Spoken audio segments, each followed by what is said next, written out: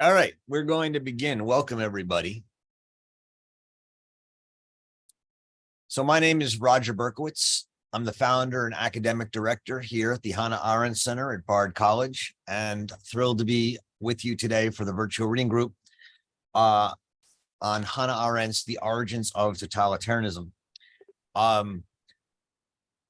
As many of you know, this book was originally published in 1950, and it was originally published under the title The Burden of Our Times, which was the title it had in the UK when it was published.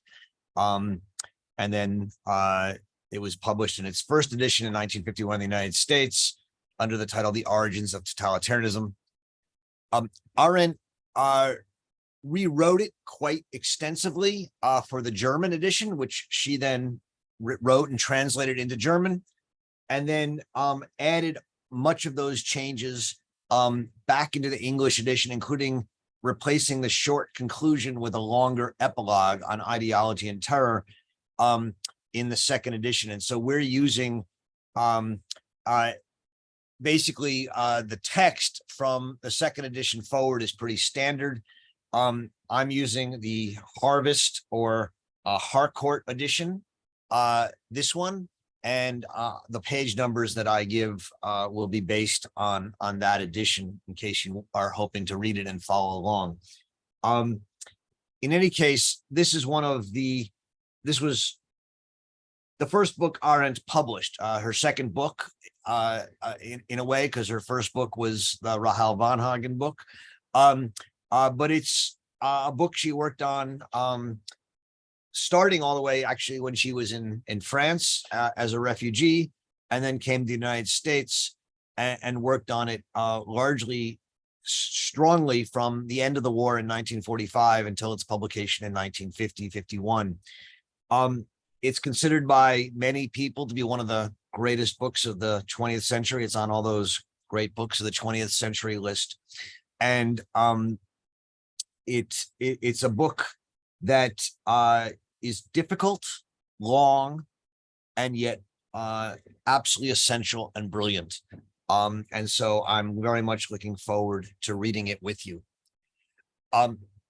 So just at the beginning, let me just try and say one or two paragraphs or sentences about why this book matters and why it's important, because we're going to spend a long time together reading it, basically chapter by chapter. Today we read the four prefaces, the original 1950 preface, and then the three prefaces that she wrote in 1967 to a new edition of the book. So almost 20 years later, and those bear the markings of the times in which they're written, and we'll talk about them. But overall, in this book, The Origins of Totalitarianism, Hannah Arendt seeks to answer a very simple question, which is, what is totalitarianism? And she does so by looking at two versions of mid-20th century totalitarianism.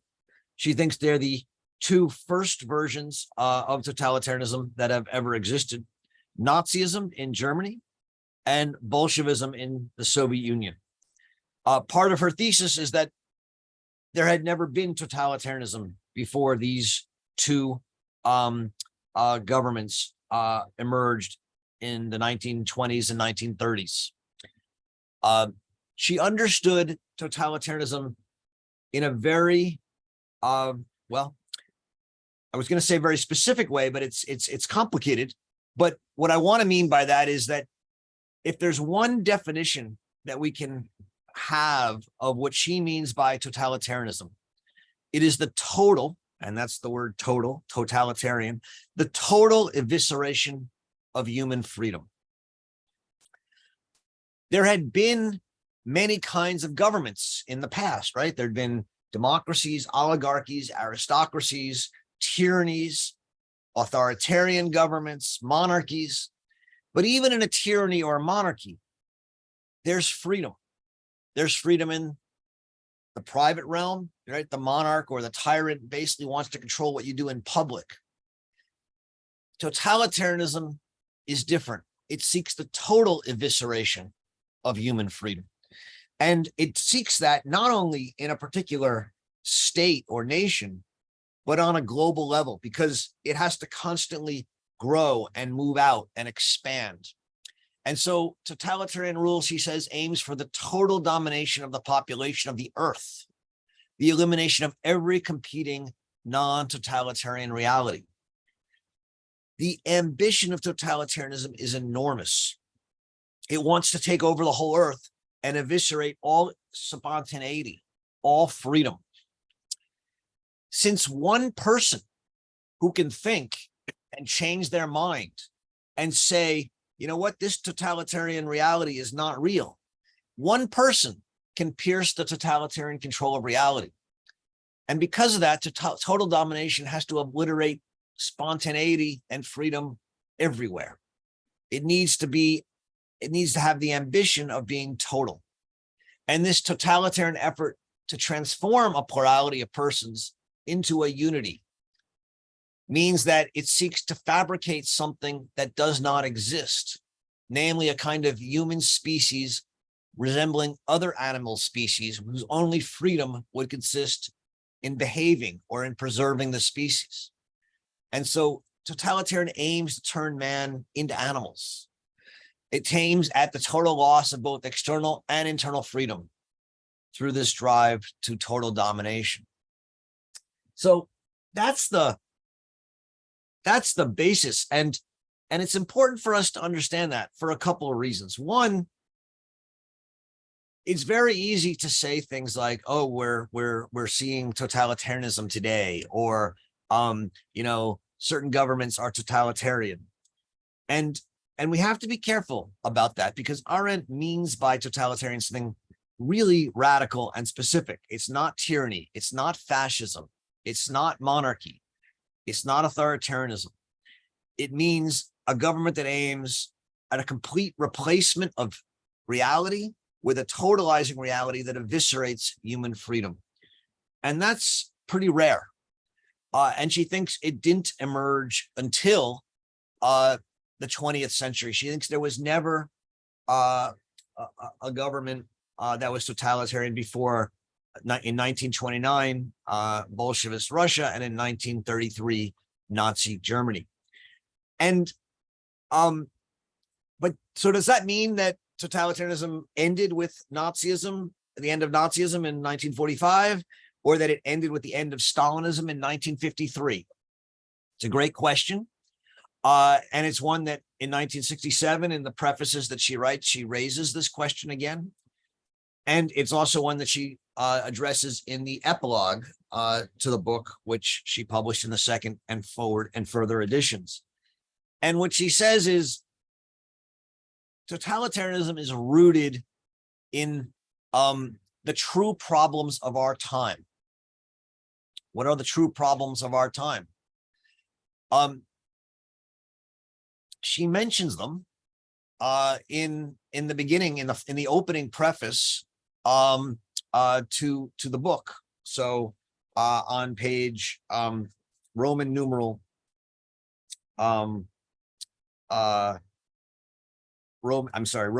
page Roman numeral I guess it would be 7.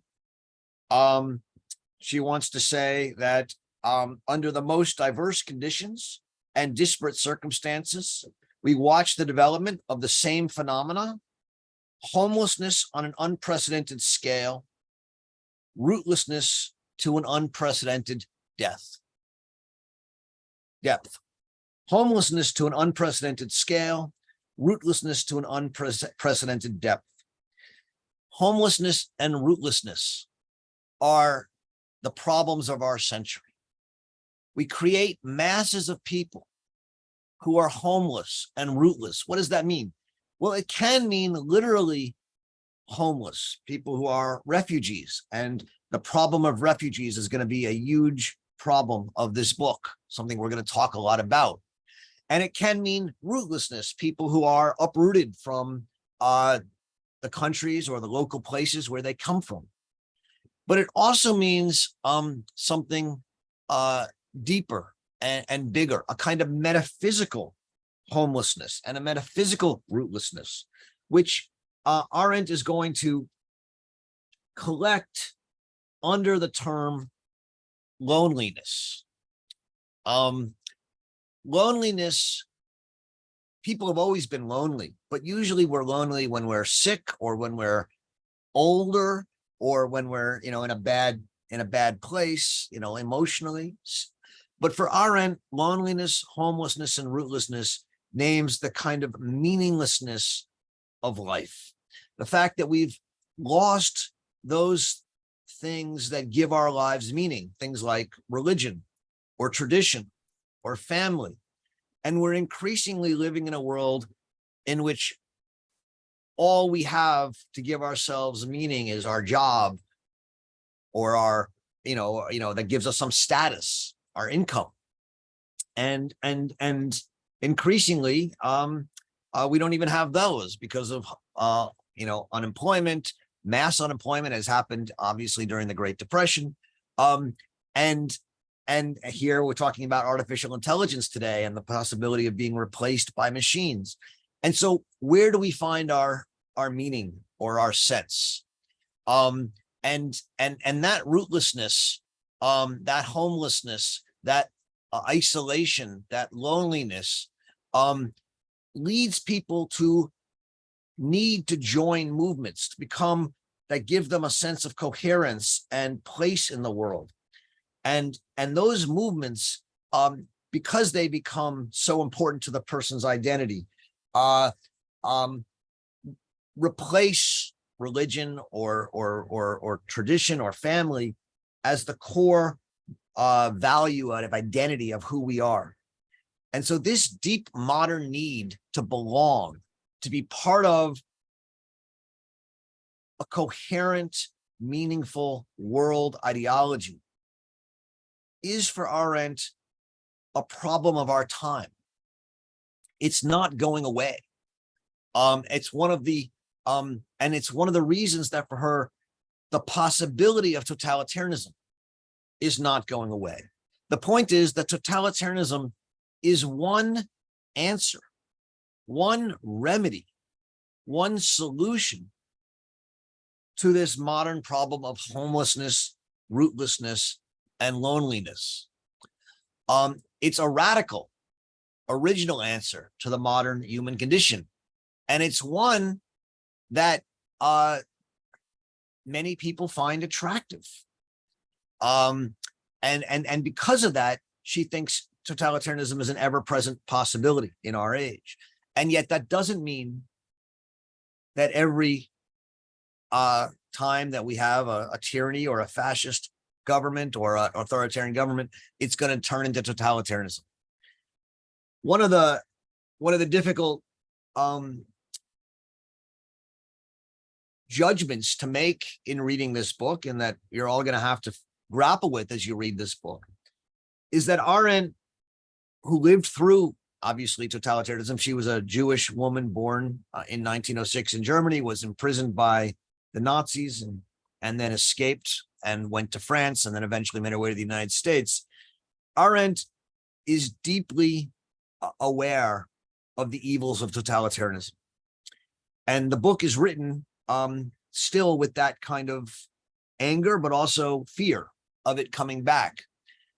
And so she wants to make a real distinction between totalitarianism and fascism.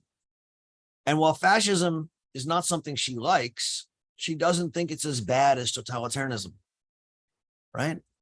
We'll talk more about this later in the book, but she doesn't think, that Mussolini was Hitler or Stalin.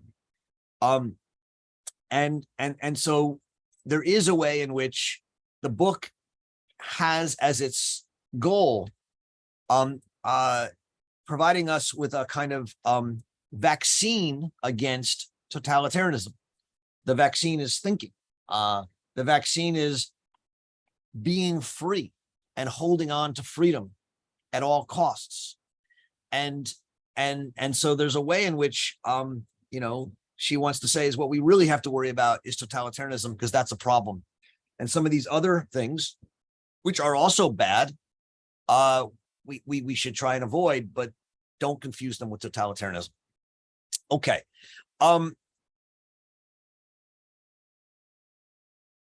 The effort then is to do what she calls comprehension. It's to think, it's to understand, it's to reconcile. These are all synonyms in her work: understanding, comprehension, reconciliation. In the preface to Anti-Semitism, the first preface from 1967, she defines comprehension in her most in a quite elaborate way, and she says comprehension does not mean denying the outrageous. It doesn't mean that to comprehend anti-Semitism, to comprehend the Holocaust, cannot mean to deny the outrageousness of racism, of racist anti-Semitism. It cannot mean to deny the outrageousness of the Holocaust. And that means that we can't simply deduce something like the Holocaust from precedents that came before, because it's something unique. And we can't explain it through analogies that remove the shock of experience. Instead, she says, comprehension means that we examine and bear the burden of events that are placed upon us. And as she says, both in that preface to Anti-Semitism and also in the original preface from 1950, comprehension in the end means the unpremeditated, attentive facing up to and resisting of reality, whatever it may be. I'll say that again, because I think this is her statement of what she's trying to do in the book. It's not an accident. She repeats it almost verbatim in these two different prefaces. Comprehension is the unpremeditated, attentive facing up to and resisting of reality, whatever it may be. We can't premeditate it. We have to attentively look at it for what it is. This reality of the Holocaust, this reality of anti-Semitism, this reality of totalitarianism, this reality of total domination and the evisceration of freedom. We have to face it, look up to it, be attentive to it, and resist it. How do you resist it? It's a great question. And I think the answer is this book is her attempt to resist it. She thinks that by understanding it, by comprehending it, by thinking it through, we can begin to inoculate ourselves in some way from it. Because what allows totalitarianism to happen is the evisceration of freedom, the evisceration of our spontaneity. And if we are able to understand that, we can resist it. We can think against it. We can hold on to what makes us human, our freedom in this other sense. And so that's the effort of the book. She also says that totalitarianism is destructive of man, right? It's destructive of the essence of man. The promise of totalitarianism, which she says late in the book on page 446, is the promise of a man-made fabrication of the paradise that they had longed for. It's the promise of a man-made fabrication of the paradise they had longed for. It's giving them what they want, which is a completely coherent, meaningful world in which they are significant and which their life means something. Nietzsche had once said that man can suffer all pain of life as long as he thinks his life has purpose and meaning. Metaphysical homelessness, rootlessness, and loneliness is the meaninglessness and purposelessness of life. And so what we seek is meaning. And totalitarian promises a man-made fabrication of a paradise of meaning. But in doing so, we destroy man because man is free. We destroy what she calls human freedom, and thus we destroy what she calls human dignity. We take away what she will name natality, the ability of man to start something new, to be a beginner, to be free, to be spontaneous. And that is the effort of totalitarianism.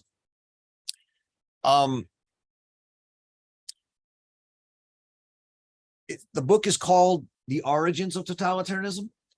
That doesn't mean she's trying to tell you what the cause is, right? There's no one cause of it. She's not giving here what we would think of as a social scientific approach, where you can sort of analyze something and find, where it started or the cause. She thinks there's multiple, what she'll call elements of totalitarianism. And she never fully identifies or says what the list of elements are. It's a list that grows and shrinks, and we can come up with, our own version. But some of the basic ones are anti-Semitism, racism, imperialism, power for power's sake, the demise or the disintegration of the nation state, and terror and ideology. These are some of the basic elements that we'll be addressing in our reading of the book. The book is divided into 3 parts, which were actually published originally as 3 separate books. The first book is anti-Semitism. The second book is imperialism. The third book is totalitarianism.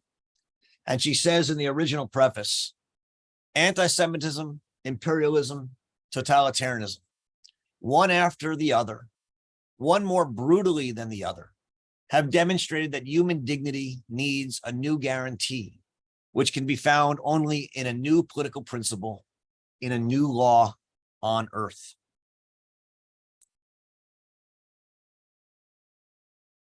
In this triad of anti-Semitism, imperialism, and totalitarianism, what we see is the rise of total domination, the rise of, as I said, the attempt to destroy mankind, to destroy human dignity, to eviscerate human freedom. And what we need to develop or need to think is a new guarantee, a new principle, a new law on earth. What is that new law going to be?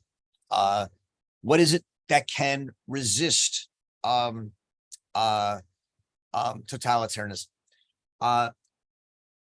At one point in the book, in chapter 9, she's going to suggest that it's going to be something like the right to have rights, which is a phrase that's become a catchphrase and not very well understood. But in the end, what it means is the right to be meaningful, the right to live in a political world in which what you say and do is heard and listened to and taken seriously. Thus, the right to live in a world in which you can act and speak in ways that people will listen and attend to what you do and you say, and thus that you matter. And this, for her, is what it means to be human, to matter, to be able to be meaningful, to be able to act and speak in ways that matter. And so the book is an attempt to understand how a political system, totalitarianism, emerged that seeks to eviscerate and destroy the meaningfulness of what it means to be human. What are the elements that allowed that to happen? And how did that happen?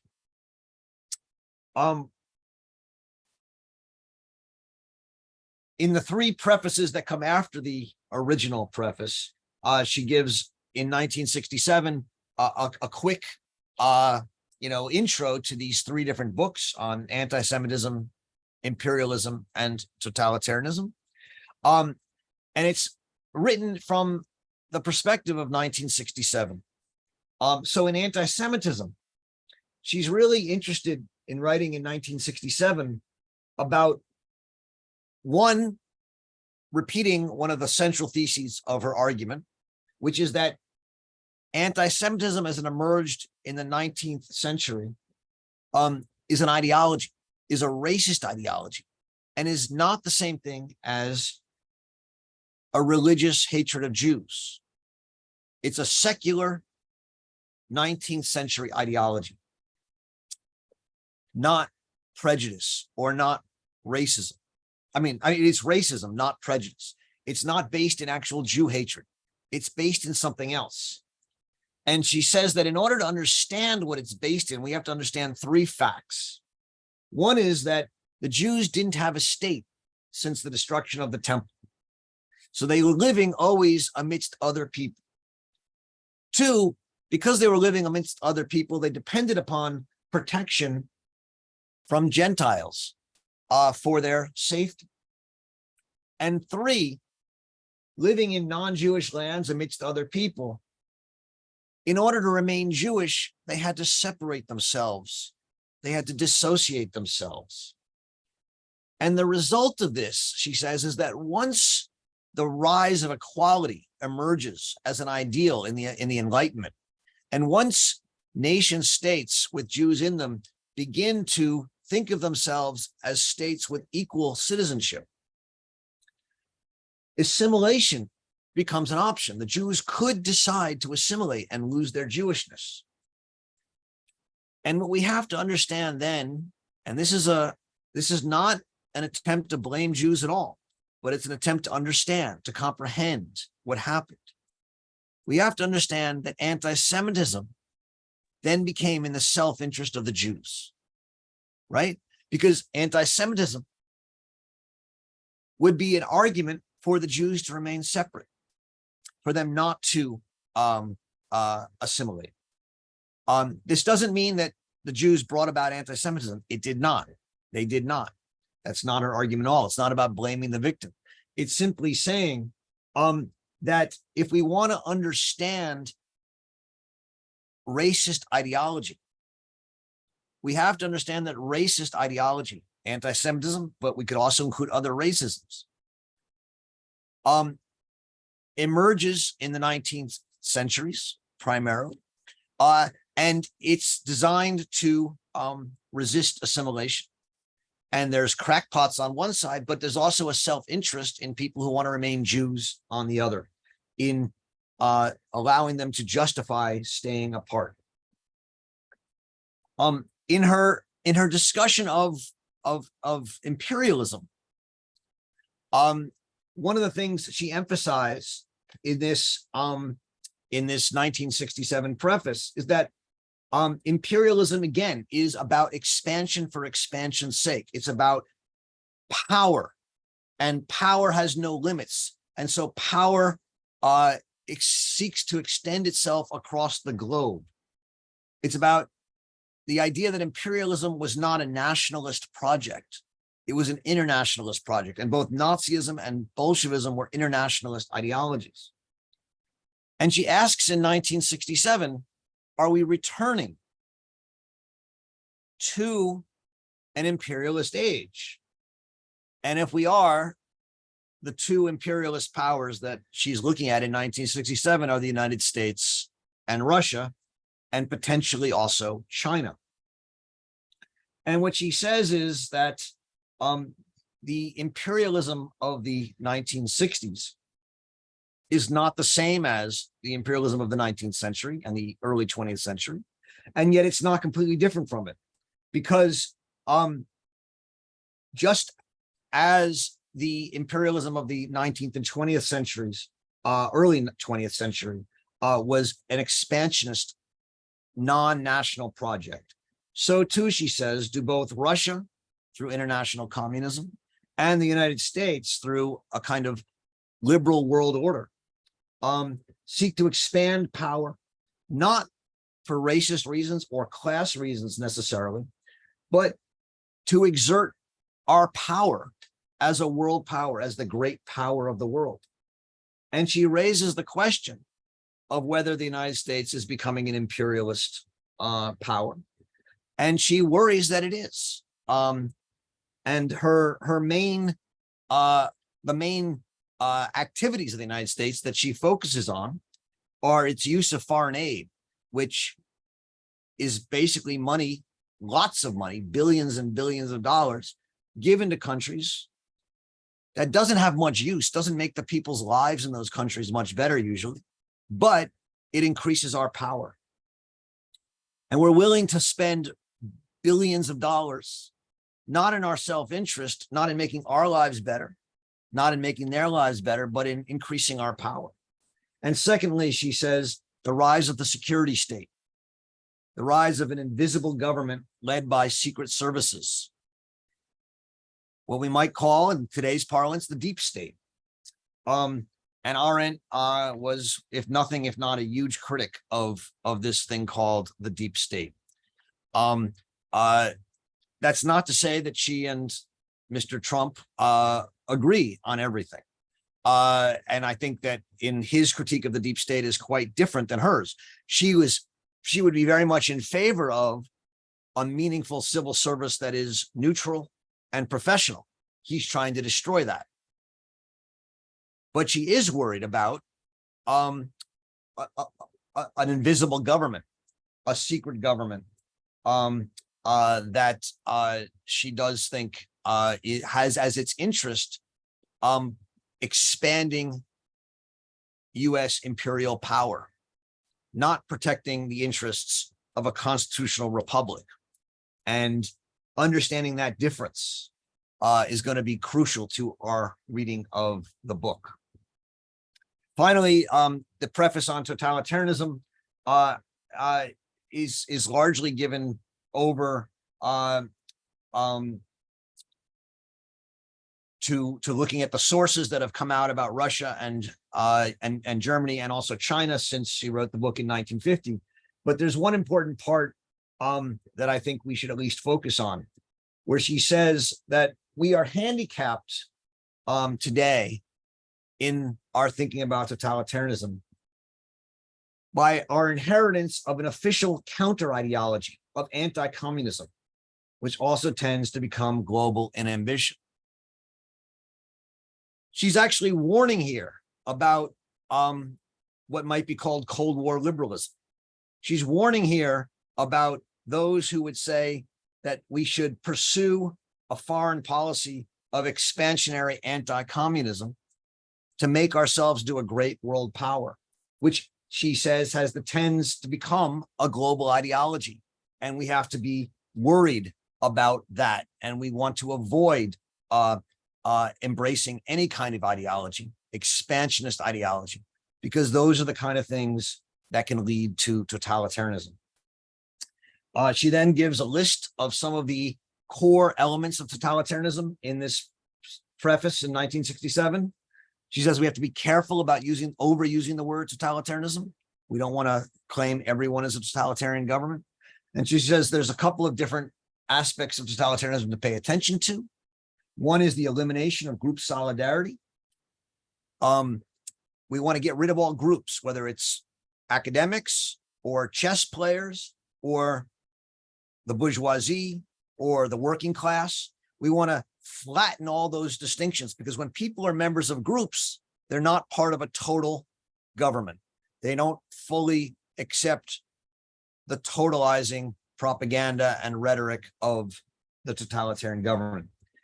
A second element is that facts that oppose the official fiction have to become non-facts. And we'll spend a lot of time talking about her understanding of the way totalitarianism creates a fictional world and attacks all facts that oppose it as non-facts. Another part is that totalitarian government creates multiple layers of bureaucracy that overlap and create parallel functions. And the reason they do that is they want to be able, because the totalitarianism, it doesn't actually have a stable goal. Its goal is constantly shifting. And if one bureaucracy becomes too ensconced in a goal, it actually becomes the kind of group solidarity that needs to be opposed. And so you need multiple governance bureaucracies so that the totalitarian movement can always pick the one that is most useful at a time. She talks about the rise of the police to replace the executive branch, the creation of objective enemies or criminals who have committed no crime. So, for example, Jews in Nazi Germany or bourgeoisie in Soviet Russia. They don't commit a crime. There's nothing they've done, but they become enemies of the people simply because of who they are. And finally, terror. And terror is going to become a huge theme in her book. Okay, I'm going to stop there. That's sort of a basic introduction both to some of the major themes of the book and these three prefaces that she wrote in 1967, as well as the original 1951 preface. I'd welcome your questions. Again, there's different ways that one can engage in the discussion. You can go to the chat and engage in the chat. Please do be respectful. You can disagree with each other, but don't attack each other personally. And you can raise your hand and engage in the discussion here on Zoom. I'll just note, we are taping this, and we are going to take some of these questions and use them in a podcast. So, if I hope that's okay. If it's not, just let me know. But I hope you enjoy the conversation, and we'll begin. So, Bob, you're first. Roger, been mulling over this preface to the first edition, and the statement, I don't know, close to the end, where she says of totalitarianism, it has begun to destroy the essence of man. And I'm mulling it over in the context of the human condition, in which she abjures the idea of the essence of man and instead wants to examine the human condition, labor, work, and action. So the question I have is, does the human condition, the book, represent a kind of moving away from or further development of, or even complement to this concept of the essence of man? As a complement, it would mean that the totalitarians attempted to destroy that, and so she answers it by talking about the human condition rather than the essence of man. Thank you. Thanks, Bob. It's a great question. So the essence of man is a difficult topic.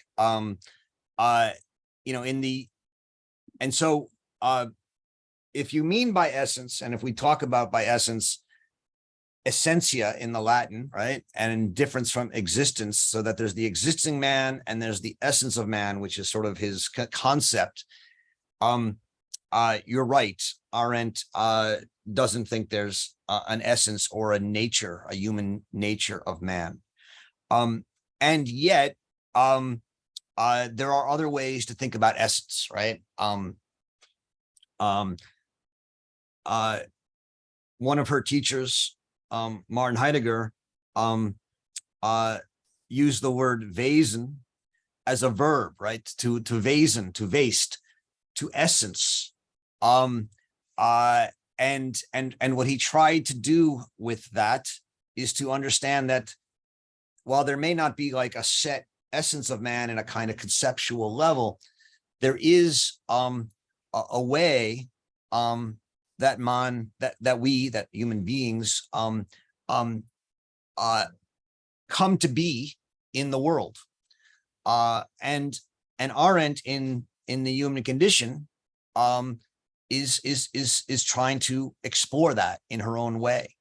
I've said already that in the origins of totalitarianism, she offers what she calls a new law on earth, a new guarantee of human dignity, which is that what it means to be human is to matter. What it means to be human is to be able to appear and speak and act in the world in ways that matter. Now, this is a reversal of the traditional idea of essence and existence, because essence is thought to be something invisible that you can't see, whereas existence is what you see, right? The essence of a cat is the catness, which you never see, and the existence of the cat is the cat in front of you. But for Arendt, in her approach, appearance is going to proceed in an important way, or is going to be part of the way in which we think of our essence. And this is a way of thinking that she takes from people like Merleau-Ponty, as well as from Heidegger. In any case, that's a bit of a jargony and disciplinarian answer to your question. I'll try and answer it in a less disciplinary, jargony way, which is to say that the human condition is, I think, Arendt's attempt to think, what does it mean to be human and to matter, which she thinks is the absolutely essential or important question we have to ask after the experience of totalitarianism. We need to comprehend and to think and to begin to make sense of the dignity of what it means to be human. And we can't simply go back to things like, human is man is in the image of God, or man is a rational being, or anything like that, because she thinks those have become broken. Those pillars have shattered. We no longer can rely on that Western tradition. And so we need to ask, what does it mean to be human? What does it mean and she says we need to think what we are doing in losing our humanity. And her answer in that book is that, well, being human is part of a condition. It's a way in which we live in the world that includes staying alive, laboring, so that we have the means of our subsistence. It includes working and thus building a world of things and ideas that we share together. And in building that common world, building a world that we share, building a world that is immortal and lasts after us, we build a world of meaning. We tell stories, and we build through these stories a world that is meaningful for us. And then being human includes acting, which means that we're all different. We're part of a plurality. We have different perspectives in which we see the world. And yet what we can do is we can act, and people will attend to us. We act in ways that matter. And in acting in ways that matter, we can help change that story or rewrite that story or add, sub-stories or epigraphs to that story. And that's our freedom, so that we're never caught in a world that's been made as a final world. And so these three faculties of the human condition, labor, work, and action, which aren't the only faculty of the human condition. She also thinks, for example, thinking is a faculty. She just doesn't think it's as prevalent as the other three, which is another conversation to be had. But she thinks all humans have this ability, and she is trying to articulate what it means to be human.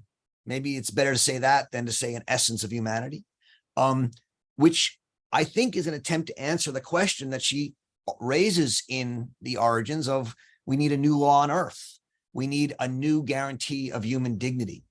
And that's what I think she's after in that there, Bob. I'm happy to have you come back.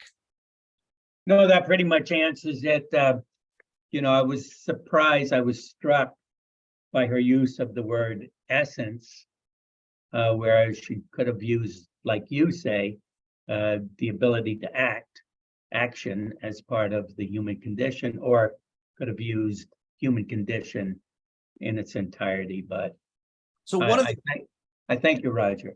yeah, no, I mean, but this is an important point, and it's something that all of us who read Arendt have to grapple with in our own way. Arendt wrote in two languages, at least, right? She wrote a little bit in Yiddish, but in English and German. She wrote quickly at times. She was not a systematic thinker, right? You know, if you're a Heideggerian or a Hegelian or an Aristotelian, you know, they're trying to conceptualize, they're trying to use words, and they use the words consistently in all their texts, and or if they don't, you figure it out. Arendt is often using different words. She's more colloquial.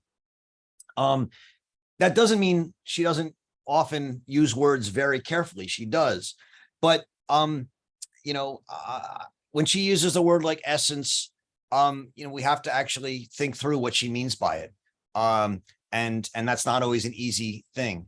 And all I'll say is, Arendt requires attention to the words she's using, but also attention to how she uses that word in a particular book or essay. And sometimes you have to sort of figure that out each essay or book at a time.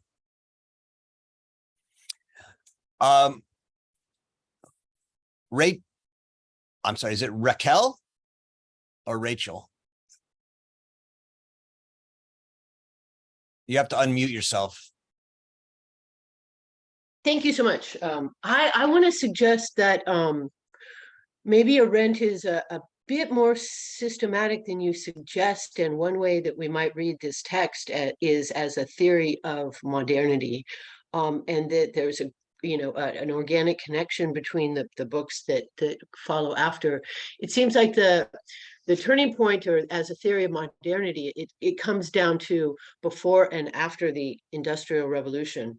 And I think that to think about it as a theory of modernity helps to kind of flesh out what you were suggesting about, thinking through the degree to which totalitarianism is still with us. It's not something that died with Stalin or Hitler.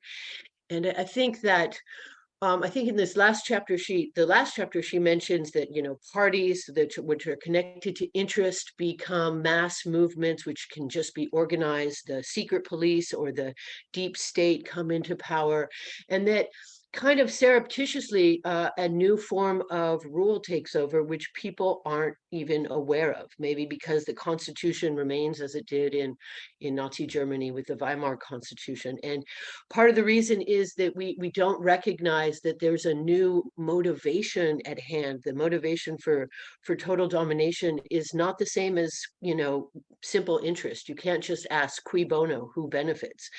And so I think there's really that this book is as much a description of our own world, perhaps even more accurate in the present than it is a history of Stalin and the Nazis.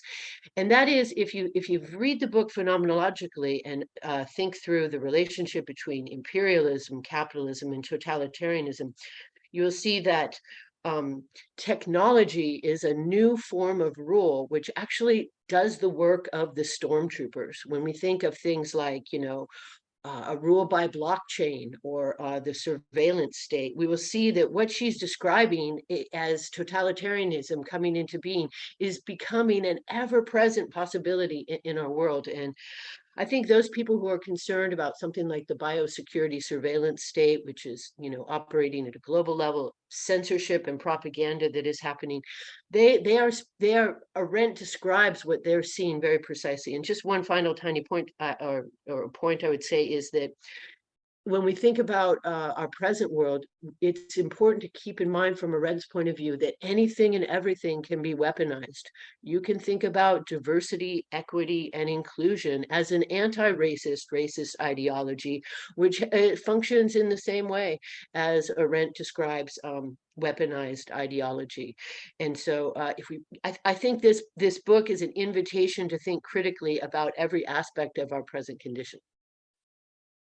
Great. Is it Rachel or Raquel? Just so I know how to call It's you. Rachel. It's Okay. Rachel. So thank you, Rachel. So if I understand the thrust of Rachel's question, it's that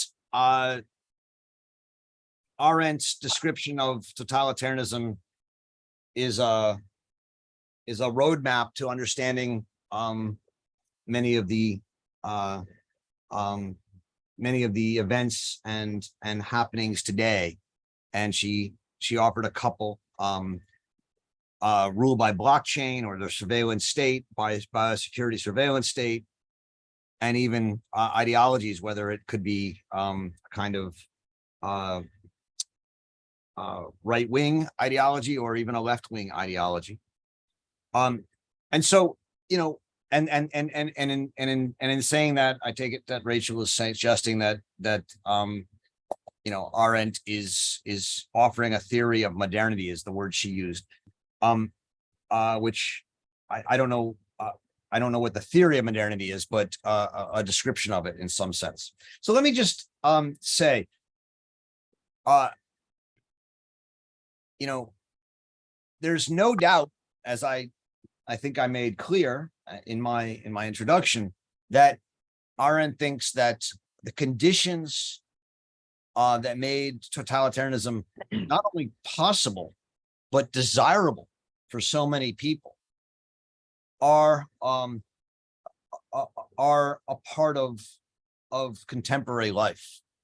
The sense of meaninglessness, homelessness, rootlessness, loneliness,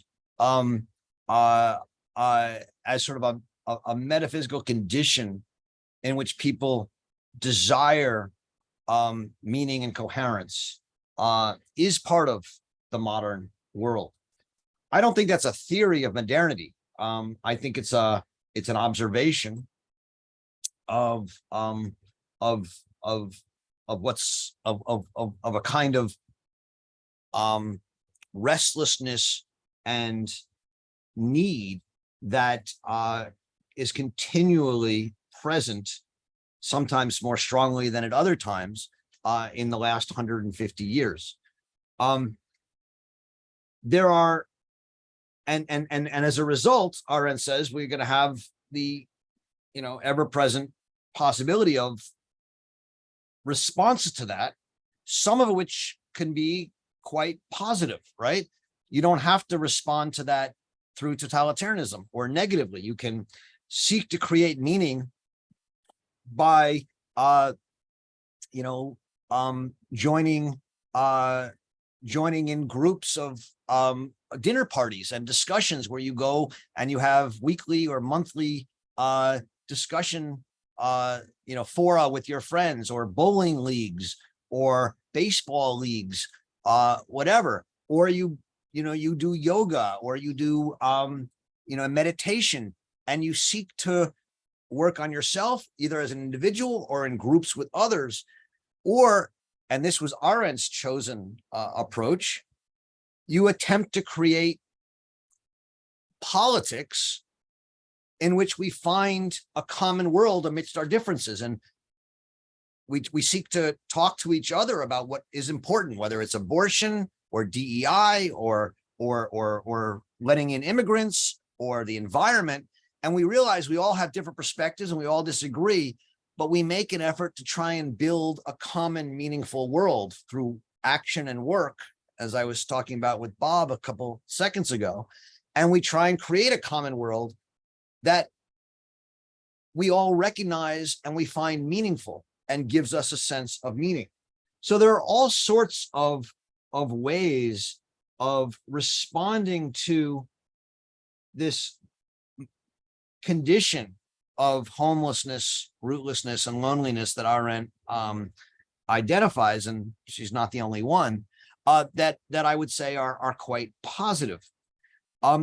There are then different ways of responding to it that are more dangerous, and Rachel mentioned a few of them.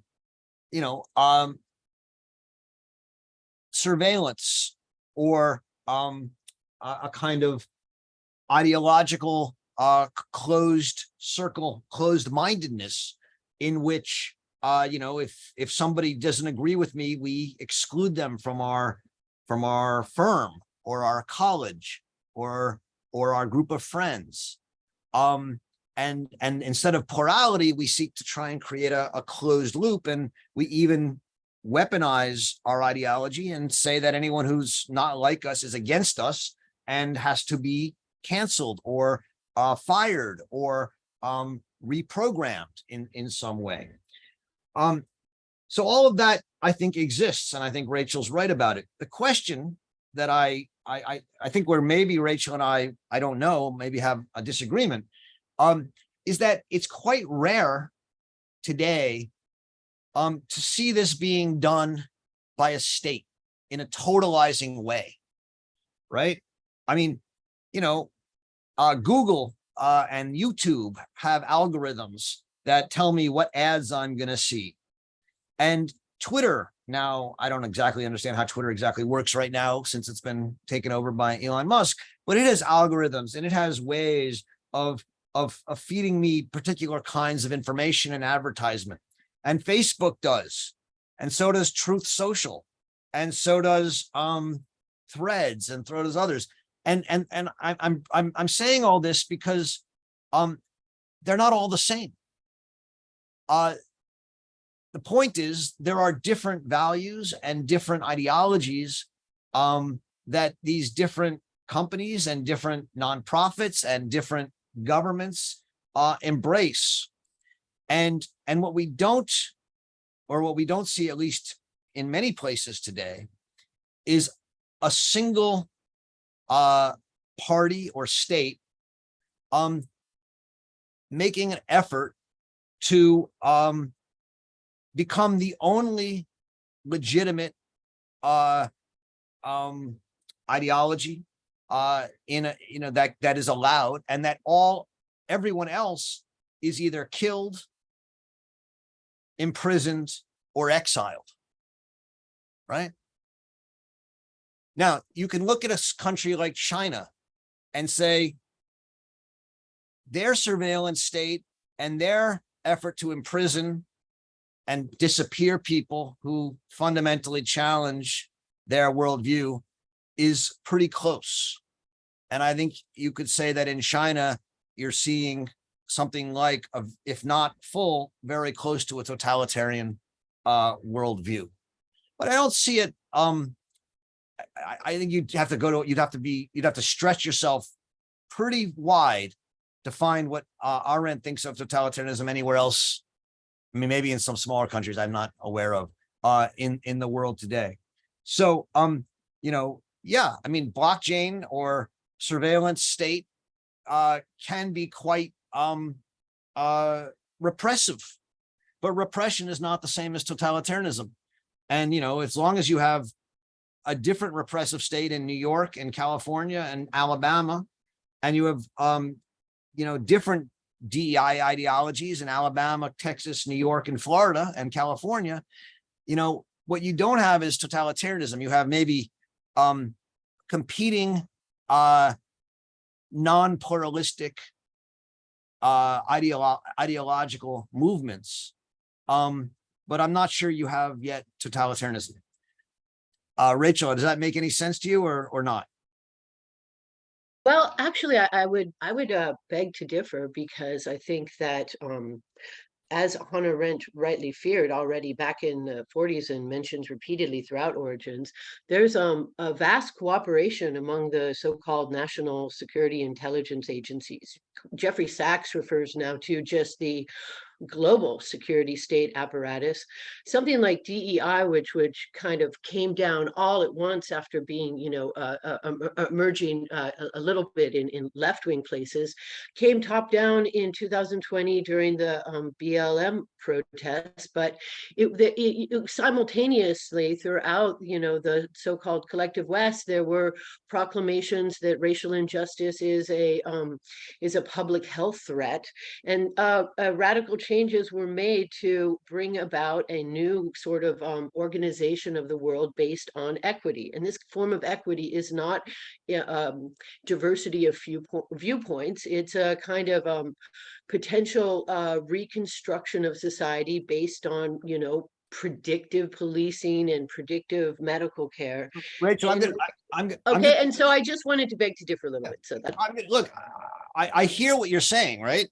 And I think that there's a lot of truth to the problems that you're raising. I agree with a lot of what you have to say as something we should be thinking about, and et cetera. But, the DEI apparatus, nowhere that I know of, is seeking to kill, imprison, or disappear the people who it disagrees with. Similarly, the security state, is not, out there creating, objective enemies that are being disappeared or put in concentration camps. All I'm saying is, it's important to understand the way in which these ideological and bureaucratic and secret governments do work and are dangerous. And I think Arendt is absolutely helpful and essential for doing that. But to call them totalitarian at this point would, I think, do us a disservice, because they're not. First of all, there's many different viewpoints on DEI, right? And different states have different viewpoints, different universities have different viewpoints. What you see is, a kind of ideological battlefield going on, but I don't see a totalitarian one where one is seeking to eliminate the other. So, again, I could be wrong. And if there is that kind of thing going on and I don't see it, you let me know. Arendt wants to make a distinction between things like totalitarianism and fascism, totalitarianism and authoritarianism, totalitarianism and tyranny. There are tyrannical spaces in our world today. There are maybe even some fascist spaces in our world today. But I don't see any meaningful totalitarianism, at least in the Western world right now, that I would want to call by that name. That doesn't mean it couldn't turn into it. And I think you're right to warn us about it, and that we should be vigilant about it. So, okay, Max. Hi, Roger. Thank you very much for putting this on. Looking forward to seeing how we're going to tackle Hannah Arendt's book over the next few weeks. So I'm just going to put my question into the chat so you can read it there. Basically, I'm reading Plato's Republic, Book 1, and the debate between Socrates and Thrasymachus reminds me of Arendt's work on totalitarianism. Socrates argues that to be just is to be harmonious in the self and the state. Thrasymachus seems to reject this view, but also rejects Socrates' approach to philosophy. I see Thrasymachus as a cynic. He just wants the ruler to rule via power, as it is the right of the rulers, according to him, a sort of Darwinian realism. Greed is their right as rulers, and they put their motivations under the cover of justice. And here's three basic quotes from Book 1. Indeed, this is Thrasymachus, I maintain that what is just is nothing else but the advantage of the stronger. And each ruling group institutes the laws to its own advantage, democratic laws in the case of democracy, tyrannical laws in the case of tyranny, and so on. And then the greed quote, men will strive to get the most he can for himself and everyone. So what would Arendt think of this? And how do you think greed and harmony fits into the concepts of freedom and totalitarianism for Arendt? All right, Max, you've asked a long and difficult question. The question is, what does Arendt think about Thrasymachus, greed and harmony? Well, it seems like there's two paradigms that Socrates and Thrasymachus seem to represent here. Thrasymachus is representing the ruler in his cynical way, in just the reality of the situation. He just wants to rule. He doesn't care about, you know, the people that he's governing. It seems like in the Republic that there's an approach to philosophy that Socrates is putting forward here, and that greed seems to be one of the main motivations for this constant expansion in totalitarianism for Arendt. All right.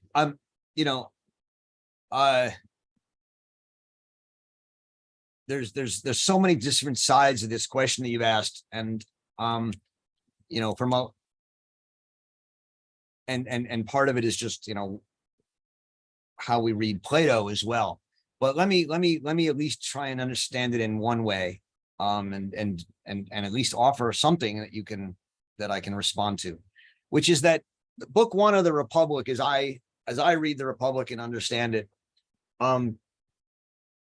is as you said, is a dialogue between Socrates and Thrasymachus for the most part, in which Socrates in the end forces, and I use the word force provocatively and intentionally, Thrasymachus to in the end give up and admit that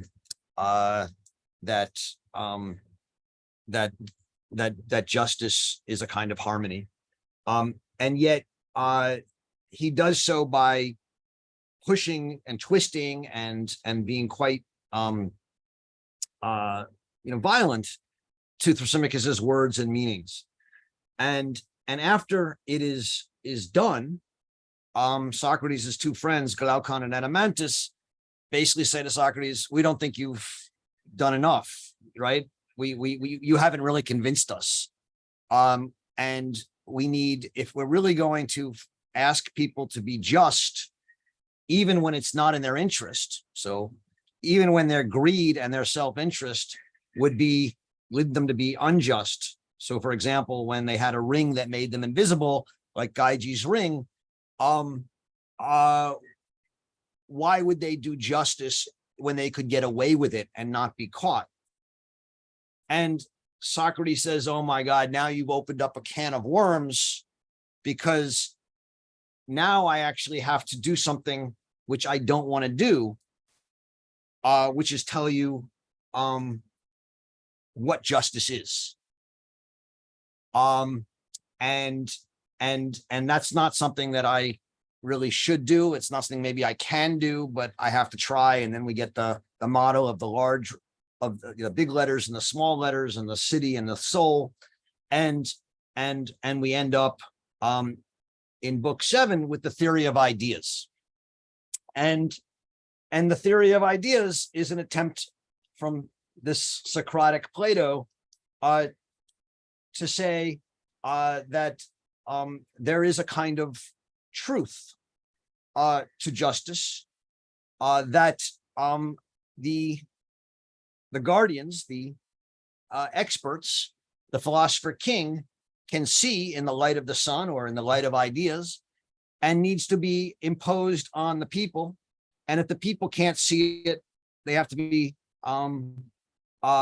convinced to act that way by myths and lies. And so if you accept that reading of the Republic, which I admit is quite short, and I'm not going to read the whole book in 1 minute, greed and power from Thrasymachus are not beaten by Socrates in book 1, and he attempts to, in a sense, beat them in the next 7 books by creating this idea of a kind of philosopher king that can know the truth and then impose it on everyone else. Once you get there, you understand Arendt's response, and the reason she's so critical of Plato in this regard is that what Plato has done is created a kind of expert ideology in which politics is removed from plurality and opinion and turned into truth. There are truths and ideas that the philosopher king knows, the experts will know that can be imposed on everyone else. And in Arendt's telling, the next 2,000 years of political philosophy is under the unjust weight of Plato, and that it seeks politics as a kind of theory or truth that will tell people how they should act and behave.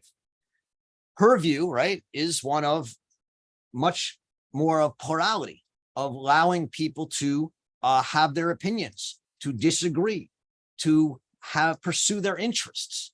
And for her, politics is not about finding truth, but finding through conversation and friendship and respect of other people, finding what holds us together as a people and we share in common, so that we can build a common world and then each live our own world within it. And so, from that point of view, Arendt is neither Socratic nor Thrasymachine. She's certainly not Socratic in the Republic sense of Socrates. But nor is she think that we just simply pursue our greed. She thinks that part of what we need to do is, in talking to each other, find what we share and learn to respect each other. It's a politics of friendship, which, by the way, is the topic of our Arendt Center conference happening on October 12th and 13th. So anyway, you've asked an enormous question. I can't possibly, go through all of Plato and Arendt, but there was an attempt at least to make some sense of it. I don't know if that No, that's great. Max or not. That's great. You've put me in the right direction. I'm going to think about this, the politics of friendship and pluralism. Thank Great. you. Well, I'm glad that helped then. Bella, nice to see you. I'm sorry, I turned off my camera because of thunderstorm over there. So I want to say a couple words about Russia. I'm sorry, I'm from Russia, but right now I'm in Armenia, and I was stunned by these prefaces, especially the last one, which sounds like a prediction for the current time. Because first, there are many signs Arendt mentioned we are facing today in Russia. Anti-Semitism is again the catalyst agent of the pan-Russian movement. If to believe propaganda, well, of course. Must support totalitarian government, state fiction, citizens again isolated by propaganda, brainwashing, new technological tools, especially contacting Russian network. And there are no dialogue anymore. I think it's important because the question I want to ask you is that, is there any scenario Arendt mentioned that human dignity needs a new guarantee, new human policy, I don't know, political principle. Is that about communication? Because, I didn't say about personality cult also that I know because I was a journalist at that time when was first Putin's election. In the eve of our century, 23 years ago.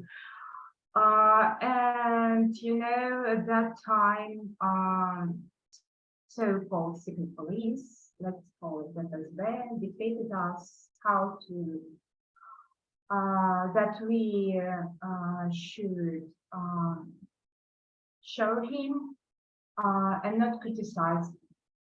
We can criticize everything, everyone, but not him. And another thing, I call this rule 180 degrees rule, when you can confuse anyone in the state of yourself. And today I am in Armenia, and I can tell I'm reading news. I know some stories from my colleagues in our diaspora, and unfortunately, this rule, when people mistake, people blame us in mistake. Yeah. Or, Bella, I'm having a little hard time hearing you, but can I just get you to come up with your question or something? so yeah, I understand it? yeah. And I think this rule is very great working in any post-Soviet countries, seriously.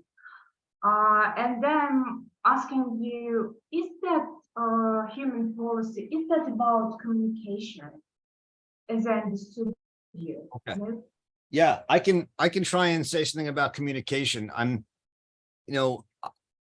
Arendt has a line which some of you have heard me quote many times, which says something along the lines of talking about piety and justice will make the world more pious and more just. She also studied with Karl Jaspers, who has this idea of a kind of communication theory, which she doesn't take up in any kind of theoretical or dogmatic way, but is certainly engaged in. For her, and this goes back to my response to Max's question in the last question, politics is about a plurality of people who disagree coming together and finding what they share and what holds them together.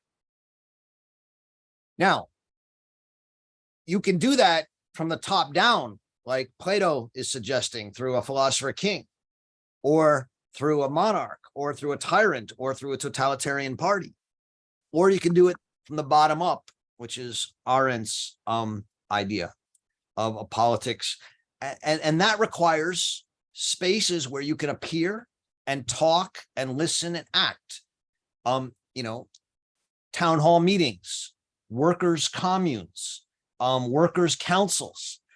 These are the institutions that Arendt thinks are the foundations of a politics, because they allow people to talk to each other, appear, be different, and yet find what they share. And from that, you build a politics. The one thing that we have to realize is that a politics based on that is going to be a much weaker politics. And I mean weaker in the sense of a more humble politics than a politics that's from the top down. Because if a group of people over here say, I'm in favor of abortion, and a group of people over here say, I'm against abortion, and a group of people over there say, I don't know, and then they want to form a common politics, they've got to somehow figure out a way to let them all live the way they want to live. And if one says, well, I think everyone should be against abortion, I want to impose it on everybody, or one says, I want everyone to have an abortion, that's not politics for Arendt. That's a kind of truth-based expert rule. And so her view of politics is one of that allows much more plurality of ways of life and ways of living differently than one in which everyone's supposed to live the way I think they should live. It's a much more humble politics that she imagines. It's why federalism and living differently in different states and different counties and different parts of the country is an idea that was so attractive to her. Yes, in that sense, communication is at the core of her idea of politics. Talking is at the core of her idea of politics.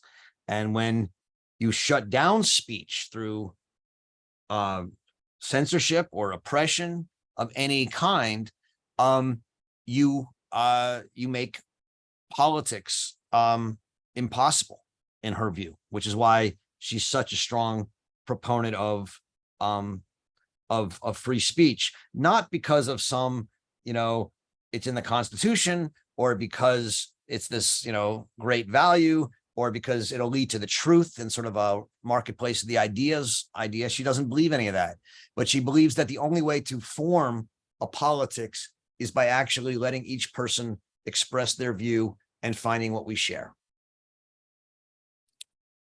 Okay. Yeah, but how to, yes, of course I understand, but how to do it in a totalitarian country, I'm sorry, how Well, to move? I mean, obviously, if you're in a country that is not allowing that, it's you know, what do you do? As she said that, you know, her response to living in Nazi Germany was to call for a Jewish army. At some point, you have to fight. You know, and so the best thing you can do if you're living in a totalitarian country is fight it. And either you can fight it by joining an army or joining a cell, you know, or emigrating and supporting people who are fighting it. You know, at some point, you know, we all have to express our opinion and decide if it's worth fighting for it. Or we can do what Karl Jaspers did, which he also respects, which is go into internal exile and just be silent and let everyone know that you disagree with the country, but just remain silent for 5 years. She respects that as well. But what can you do? You know, you're in a bad situation. I can't tell you what to do, and Arendt can't tell you what to do.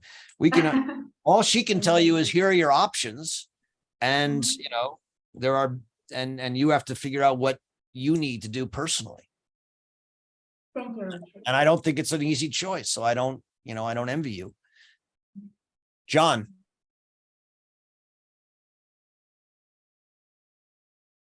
John, are you there? John Holt.